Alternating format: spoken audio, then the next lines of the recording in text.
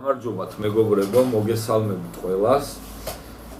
და დღეს მინდა წარმოგიდგინოთ ჩემი ვერსია თორნიკე რიჟვაძის თვითმკვლელობასთან დაკავშირებით. რიჟვაძე გადარჩენილია და იმყოფება თურქეთში. შესაბამისად მივცე ჩემ თავს იმის უფლებას, რომ ნახევრადღრობით ამ თემასთან დაკავშირებით ვისაუბრო და წარმოგიდგენთ ჩემ ვერსიას როგორ იკლავდა თავს რიჟვაძე. აი წარმოიდგინეთ რომ მე ვარ თორნიკე რიჟვაძე და თქვენ ხართ გურჯაანის რაიონის ქირურგი, ექიმი ან ანატომიის მასწავლებელი. და ეკითხებით: აბა სადა ექიმო, აქა თუ ცოტა ქვევით, თუ ცოტა გვერდზე და თქვენ მოდიხართ და აი აქ მეუბნებით და მე გეკითხებით და ხო დარწმუნებული ხარ ექიმო, თორე იცოდე ჩემი ცოდვა შენ კისერზე იქნება და შენ ექიმი თქვენ მეუბნებით, კაი მოიცა ერთი წამი და ანატომიის ციკლს აძრობთ, იქ რაღაცებს გადათვალეთ, გადმოთვალეთ და მოხვედით და 1 2 3 4 აი აქ თოკო მეუბნებით და მეც აქა ხო და ხო და დაიდო თოკომ დახუჭა თვალები და ბახ და რამე და ეხლა არის თურქეთში თოკო და უეჭველი პალატაში სიგარას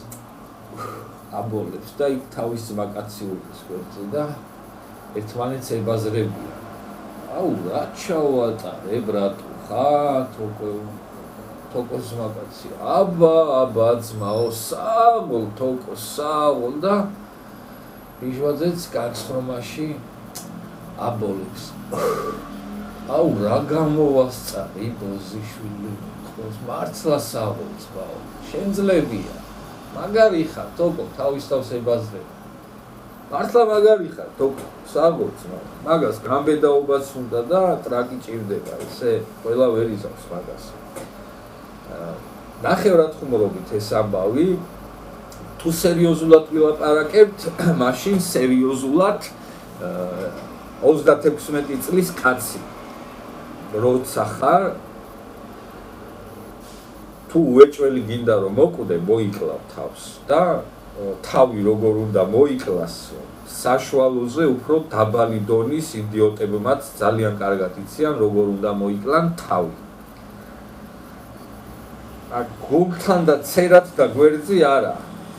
თავში და ბახ იგლიჯავ და всё ასე რომ ვისაც თვითმკვლელობა გაქვთ გადაწყვეტილი გულთან კუჭთან ბაყთან და ტრაკთან არ გირჩევთ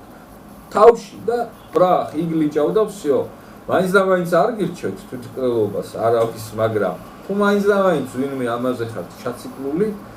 ეგრე არ გამოგივათ თავში ქვევიდან გვერდიდან აი პირიდან რა ვიცი როგორც მოგიხერხდებათ ხო არ ვიცი მაგალითად ეს თემა როგორ უნდა ავხსნა ნახევრადღრობით საუბრობ რა თქმა უნდა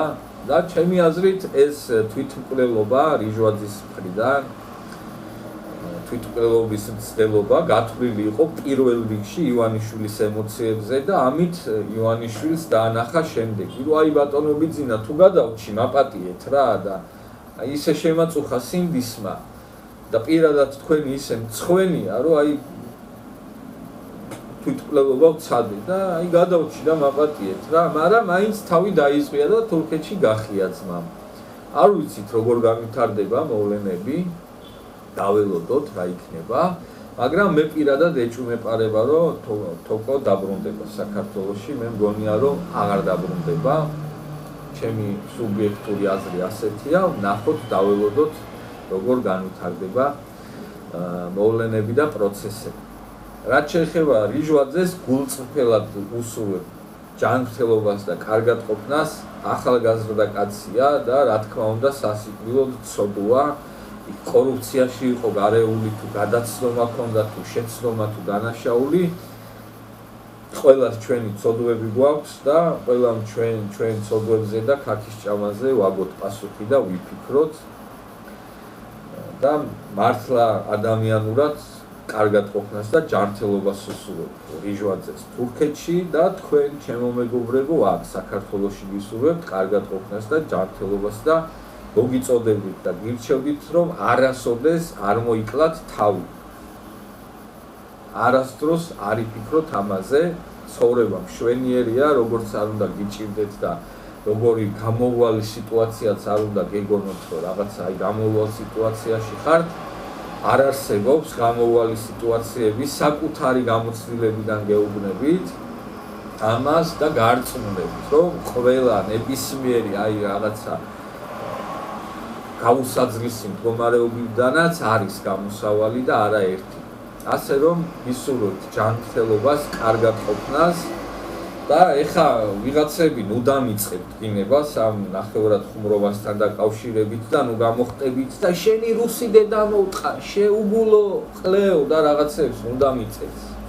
მაინც და მაინც თუ უნდა მაგინოთ, თქვენი დედაც მოუთხან, ვინც უნდა მაგინოთ, იმათ მოგმართავთ და ვინც ჩემი მსმენელები ხართ და ვინც არ მაგინებთ, თქვენ ყველაფერს კარგს გისურვებთ და კარგად ყოფნას და მაგრად ყოფნას. ეს არის რისი თქმაც მინდოდა რიჟვაძის თვითმკვლელობასთან დაკავშირებით და დაველოდოთ ვინ იქნება შემდეგი.